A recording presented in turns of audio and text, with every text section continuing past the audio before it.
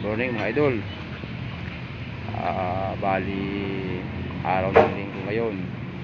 Mayroon kaming konting project dito, maliit na project. Ito naman kahit maliit, second floor. Dito lang to sa tapat ng evacuation center. Ayan mga idol ang ating. Papatayo tayo ng poste para Lunes makapagkasinta na tayo mga idol. Okay. Ayan ang mga ating ayan ang ating ayan poste natin.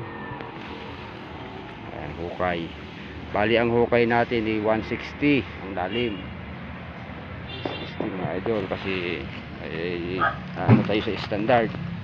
Tapos ang parilya natin 120 kwadrado. Ito ay renovation. Ayan, yung sa harapan na yan, bali susunod natin.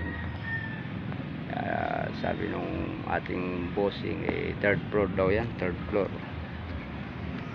Kaya lang puro misanin lang yan. Wala tayong slab na ating poste.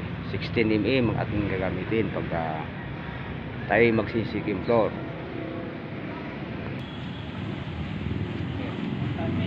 Yan, tatayo natin poste. Si Daryl, si Alvin, si Parang Gilbert.